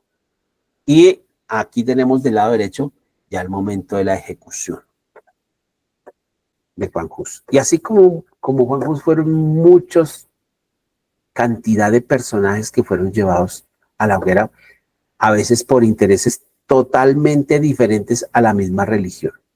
Pero eran ejecutados en nombre de Dios, por herejía, por salvar una fe que era impuesta a la fuerza. ¿Listo? Bien, queridos hermanos, continuando acá con el desarrollo de este capítulo. Entonces, dice Allan Kardec, la idea de un Dios cruel, pues todavía continúa arraigada en el subconsciente de muchas de las personas. Entonces dice Allan Kardec, el hombre es siempre lento para abandonar sus antiguas creencias y costumbres. Incluso siglos después, 40 siglos después de Moisés, ¿sí? Aún no se ha podido erradicar de la mente del ser humano esa creencia en un Dios castigador. Y dice Allan Kardec, se ha erradicado de pronto la práctica de ejecutar a la gente en las hogueras para que sirviera de escarmiento, las persecuciones, pero la idea de un Dios cruel continúa arraigada. Y lo más grave es que se enseña desde la niñez, en esos sistemas de creencias que empiezan a formar los niños a temprana edad, se les va instaurando esa concepción del cielo y el infierno y del castigo eterno. ¿Qué dice aquí Allan Kardec? Hacia el final de la Edad Media, cuando entró, y aquí es necesario hablar de la filosofía porque Allan Kardec nombra aquí a esos filósofos, ¿cierto? A esos considerados por la Iglesia Católica cuando no eran de su misma institución, pues eran herejes. Cuando eran de ellos, entonces eran padres de la Iglesia. Un San Agustín, un Santo Tomás, ¿cierto? Cualquiera de estos, San Juan de Ávila y muchos otros, cuando estudiaban filosofía, esa filosofía, como yo les decía a ustedes en la clase pasada, nunca desapareció. Esa filosofía que pasó de los griegos a los romanos, que tuvo sus autores durante el Imperio Romano, y al caer el Imperio Romano, los sucesores, los que quedaron con todos esos conocimientos, ¿quiénes fueron? La Iglesia Católica, que era la heredera de ese Imperio Romano. Entonces estos sacerdotes se quedaron con estos textos, con estos libros clásicos, tanto de ese cuerpo doctrinario de la filosofía presocrática antes de Sócrates, como de la filosofía clásica, Sócrates, Platón, Aristóteles y todos los demás, todos los presocráticos como Pitágoras, que fue otra encarnación del maestro Allan Kardec. Entonces, démonos cuenta, analizando qué grande es este espíritu, ¿no? Allan Kardec. Entonces, estos filósofos, dice Allan Kardec aquí, en medio de todo vinieron a destacar la verdadera grandeza de Dios. O sea, no hay, como dicen, no hay mal que por bien no venga. Esa filosofía que la tomó la Iglesia, la empezó a manipular, obviamente bajo sus intereses, pero de todas maneras era filosofía. Y esa filosofía obliga a los hombres a pensar, a utilizar la razón.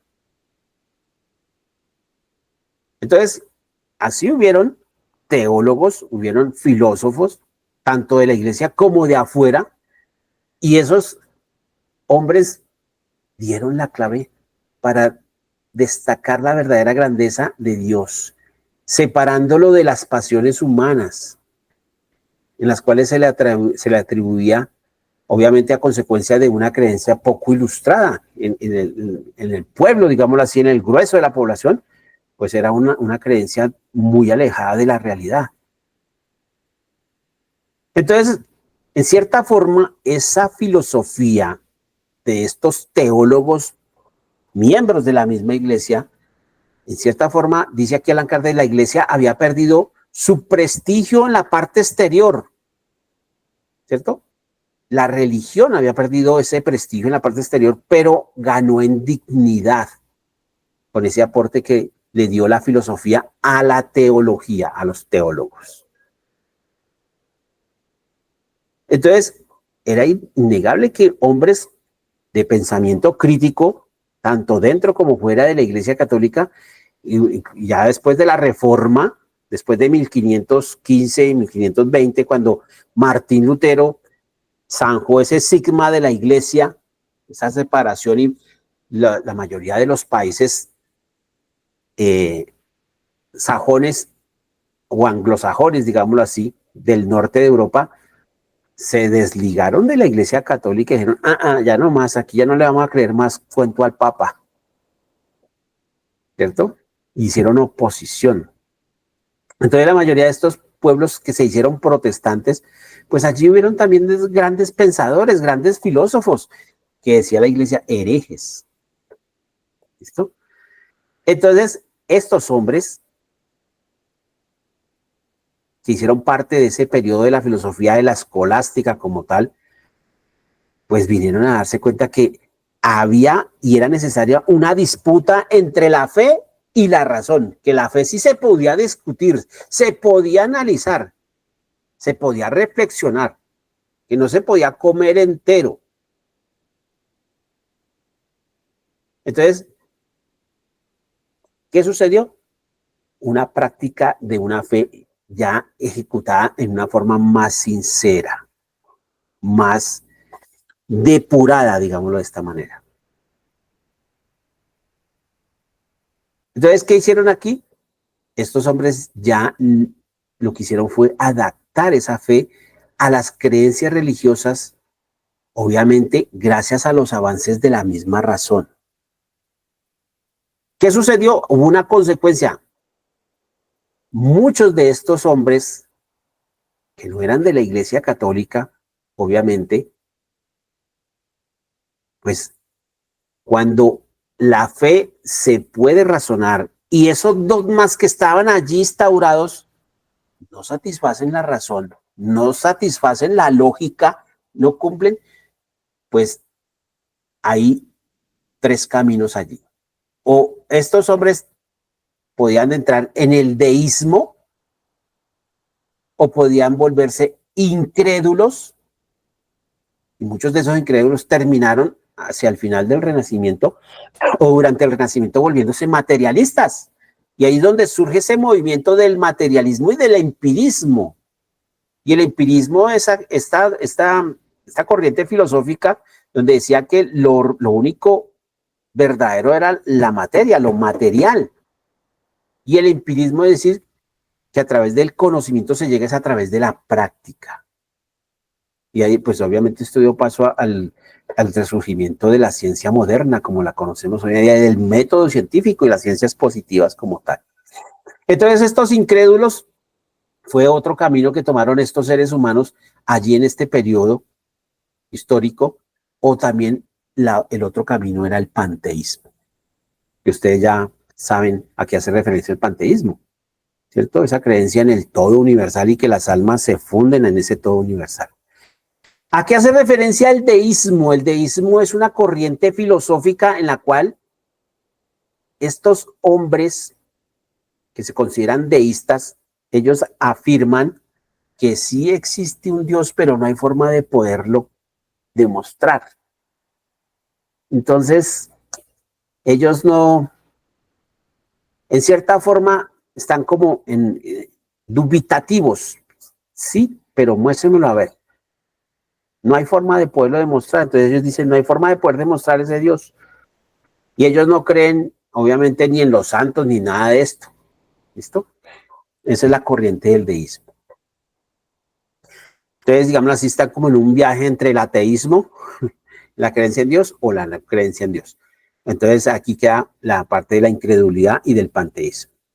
Entonces, ¿qué dice aquí Allan Kardec? En este periodo, a finales del medioevo y durante el Renacimiento, pues el hombre intentó hacer de sí mismo un Dios, porque ese Dios que le estaban pintando no era suficientemente perfecto. Tenía muchas falencias y estas falencias, y más con la entrada de la ciencia, pues empezaron a hacerse muy, muy patentes. Ya no era posible que la iglesia siguiera mirando para otro lado. Que la gente dijera, ah, bueno, sí, no, ya no. Bueno, queridos hermanos, vamos a entrar aquí ya al segundo apartado que trae este capítulo y aquí se habla de los argumentos en apoyo de las penas eternas. Entonces, estos son los postulados que colocan estas personas que están a favor de estas penas eternas, de este castigo eterno, ¿cierto? Entonces dice aquí Allan Kardec que el argumento a favor de las penas eternas que generalmente se suele usar con mucha frecuencia, pues ese se basa en que la gravedad de la ofensa debe ser proporcional a la dignidad del ofendido. O sea, que no es lo mismo que yo cometa una ofensa hacia Dios a que se la cometa a un vecino. Porque es que el vecino no es tan importante, entonces pues el castigo no va a ser tan severo. O sea, cuando paso por un juicio y el juez me condena, pues como fue al que estoy ofendiendo, no es tan importante, pues no pasa nada. Pero como es a Dios, pues obviamente el castigo debe ser proporcional a la dignidad del ofendido. Y como en este caso el ofendido es Dios, ¿cierto? Y como ellos sí dicen, ah, pues Dios es infinito, ¿cierto? Dios es eterno.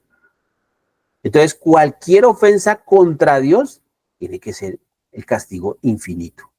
Por lo tanto, debe ser un castigo eterno. Entonces, dice aquí Allan Kardec, ¿cuál sería la refutación que se puede colocar a esto? Y dice, la idea parte de los atributos de Dios. Y Dios siendo infinitamente perfecto, Dios no puede experimentar ni aumentos ni disminuciones en sus cualidades. Ustedes ya lo saben porque lo hemos estudiado, los atributos, las cualidades de nuestro Padre Celestial. Y sabemos que cada uno de esos atributos en Él son llevados a la perfección. Por lo tanto, si hablamos de bondad en Él, ¿cómo puede ser la bondad? Pues tiene que ser infinita, ¿cierto? Entonces, dice Allan Kardec, no pueden haber ni aumentos ni disminuciones en sus cualidades. Y su bondad infinita excluye cualquier posibilidad de maldad.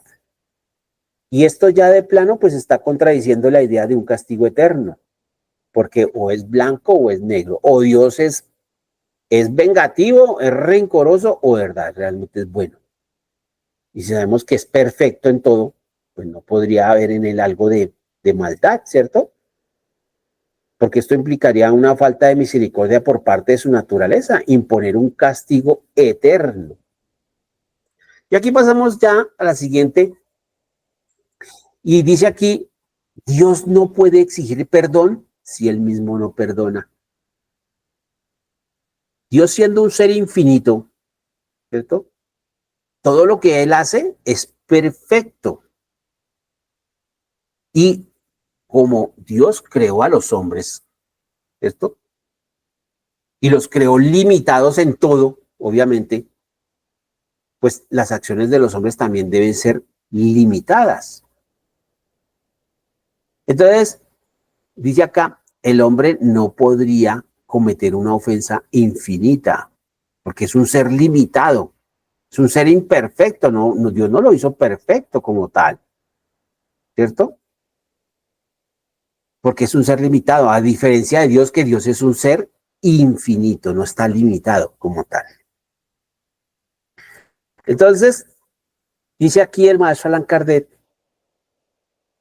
que obviamente el hombre, si pudiera hacer o cometer estas ofensas en forma infinita, pues el hombre también podría hacer infinitamente el bien, ¿cierto?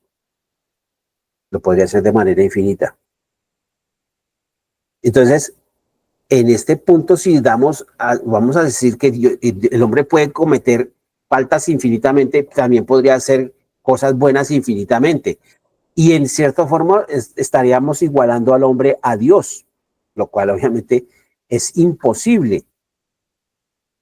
Y dice también Allan Kardec que si, además de esto, Dios castigara infinitamente una falta temporal cometida por un ser humano o por los seres humanos, obviamente una falta temporal, que fue temporal, o sea, la cometió en un determinado periodo de tiempo y ya, paró la falta.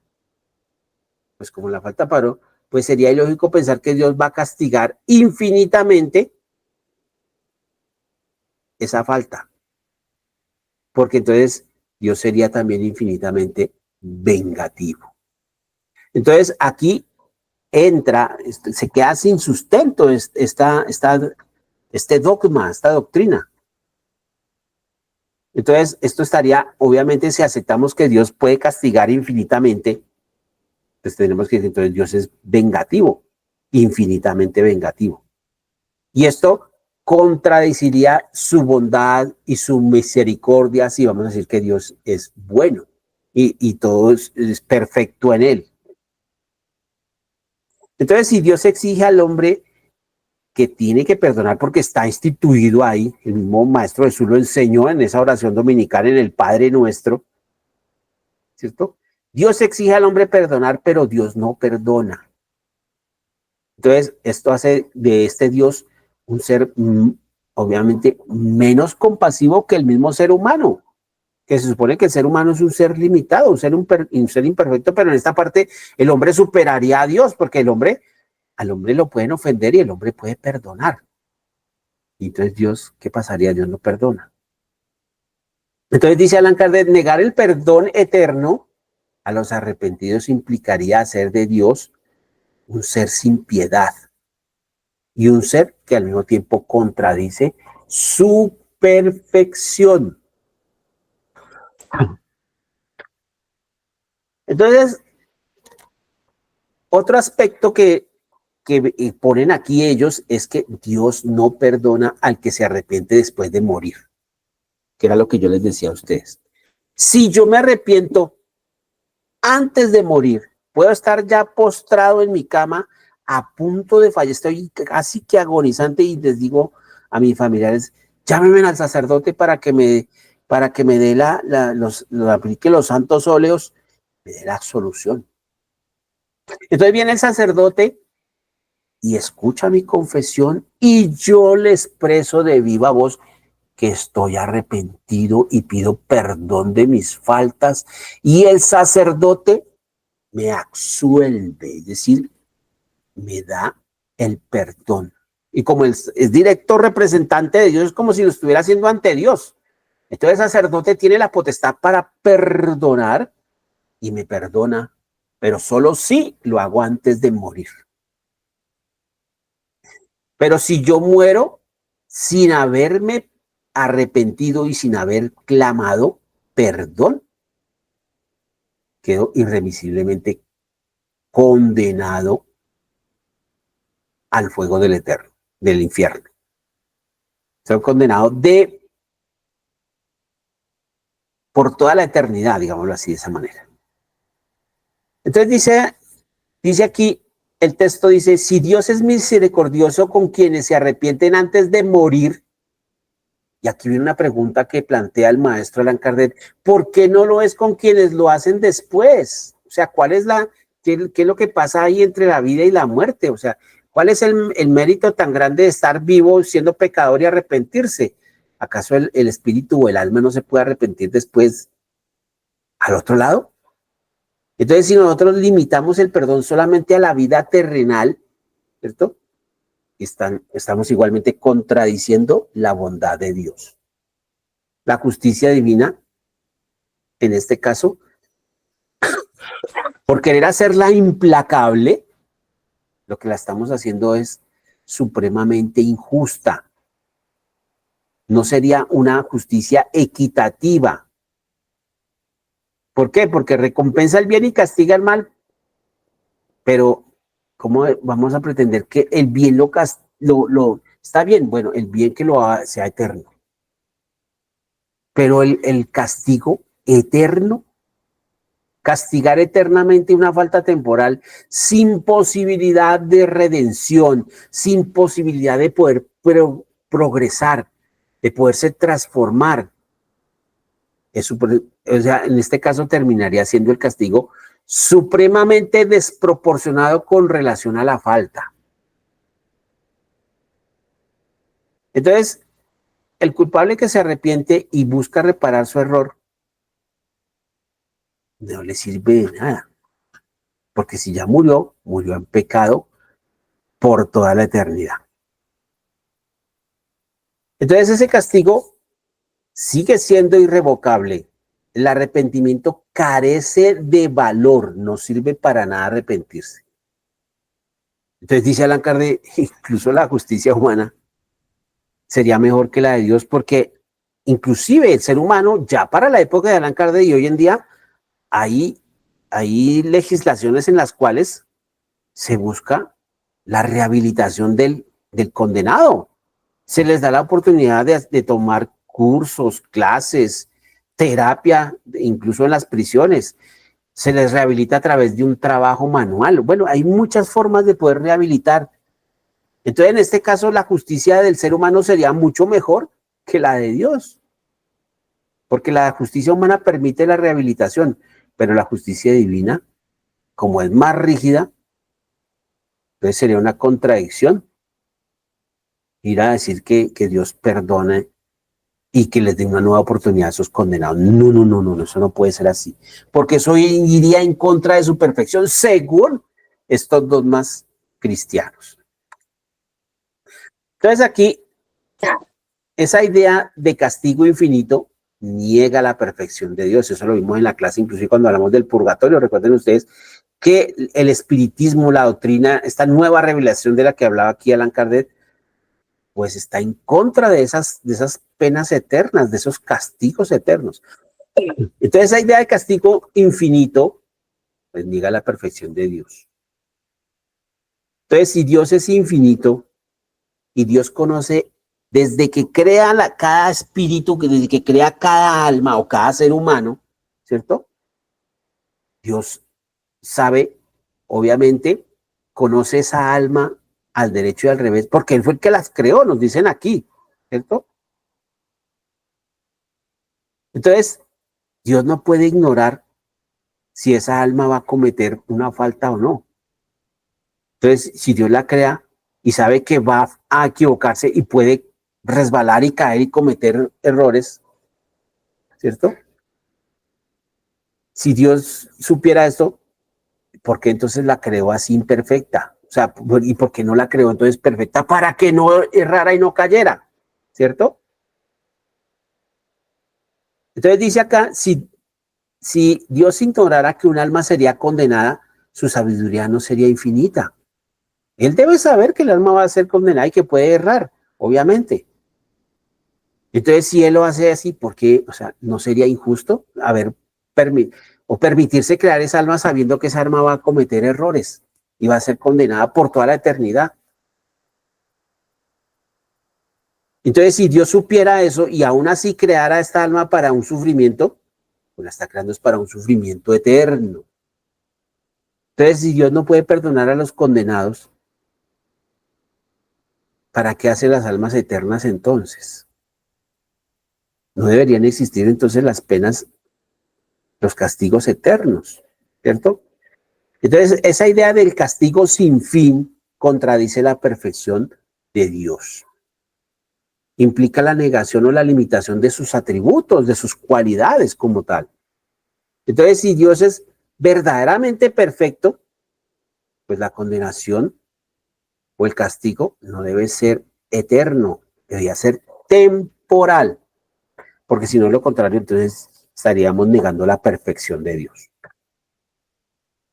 Entonces, estas condenas eternas niegan la oportunidad de la redención y ese es el punto que más esgrime la iglesia, estas iglesias cristianas, ¿cierto? Entonces, ese argumento a favor de las penas eternas que sostiene que si la recompensa para los buenos es infinita, el castigo para los malos también debe serlo. Pero aquí viene la refutación. Y dice el maestro Allan Kardec, Dios crea las almas con el propósito de que alcancen la dicha, no el sufrimiento. Entonces, esa felicidad eterna es el resultado del mérito y de la inmortalidad de la misma alma, ¿cierto? Mientras que si el castigo es solo una corrección temporal para guiar el alma hacia más tarde hacia el bien, pues estaría más acorde con la justicia, ¿cierto? Y ahí no tendríamos problemas al aplicar la lógica y la razón. Pero si la condena fuera eterna, no habría oportunidad de redención para estas almas, lo cual sería y haría la creación algo injusto. O sea, entonces Dios, ¿para qué crea las almas? Y muchos dirán, pues para el que se porte bien se sabe, el que se porta mal de malas que se va para el infierno. No, porque no somos perfectos. Todos podemos cometer tarde que temprano un error. ¿Listo? Entonces, el bien es el propósito final de todas las almas, es decir, alcanzar la perfección, alcanzar el progreso, alcanzar la verdadera felicidad.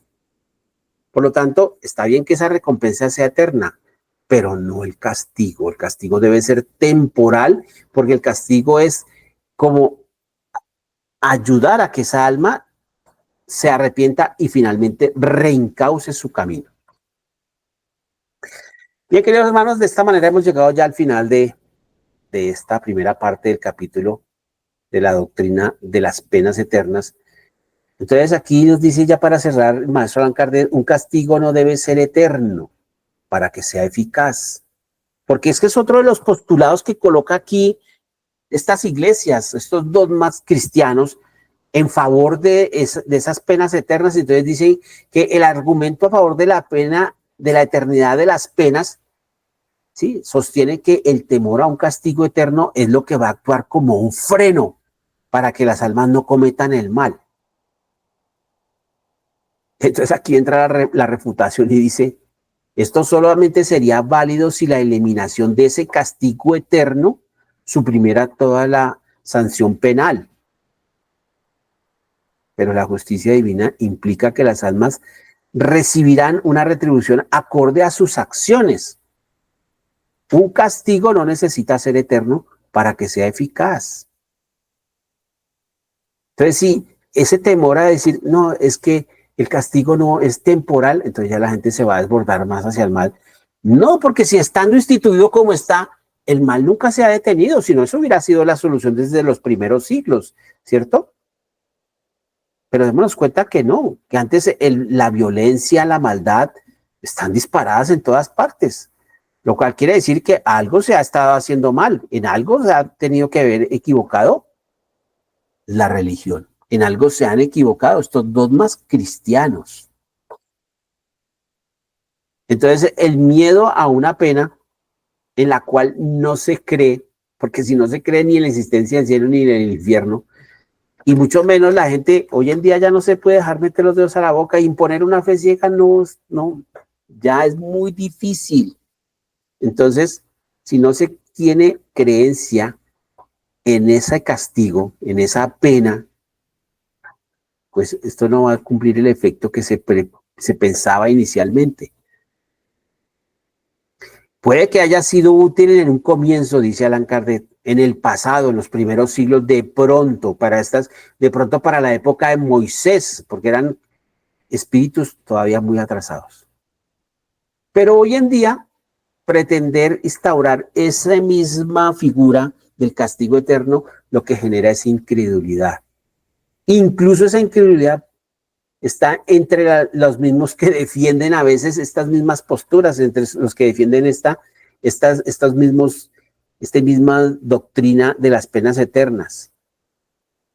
Y muchos de ellos, de los que la defienden, dice Allan Kardec, no parecen temerla, porque con su conducta demuestran todo lo contrario. Entonces, así está, este es el estado de las cosas hasta este punto. Aquí ya vimos cuáles son las objeciones que se colocan, la refutación que se hace a estos argumentos a favor de la doctrina de las penas eternas. Si ustedes analizan, en cada una de estas refutaciones sale a relucir siempre la lógica, siempre la razón. Entonces, pretender arraigar algo que porque es tradicional, que porque no podemos quedarnos afincados en el pasado cuando la misma religión tiene que adaptarse a los cambios que va sufriendo la humanidad. ¿Listo? Bueno, queridos hermanos, hasta aquí ha sido la clase del día de hoy. Yo darles a todos ustedes las gracias por su tiempo, las gracias por su atención. Si alguno de ustedes tiene alguna pregunta, alguna inquietud, con mucho gusto los escucho antes de cerrar. Bueno, creo que todo está despejado. Quiero invitarlos para la siguiente clase. Vamos a ver esta segunda parte de este capítulo 6, Doctrina de las Penas Eternas. En esta segunda parte vamos a hablar entonces de la imposibilidad material de las penas eternas. Vamos a hablar de la doctrina de las penas eternas. Dice ahí, la doctrina de las penas eternas no es de este tiempo. Y finalmente vamos a hablar de Ezequiel contra la eternidad de las penas eternas y el pecado original. Bien, queridos hermanos, les doy a todos ustedes las gracias por su tiempo, las gracias por su atención. Solo me resta despedirlos, desearles que tengan un resto de noche feliz y agradable. Que el Señor los bendiga, cuídense mucho y hasta la próxima.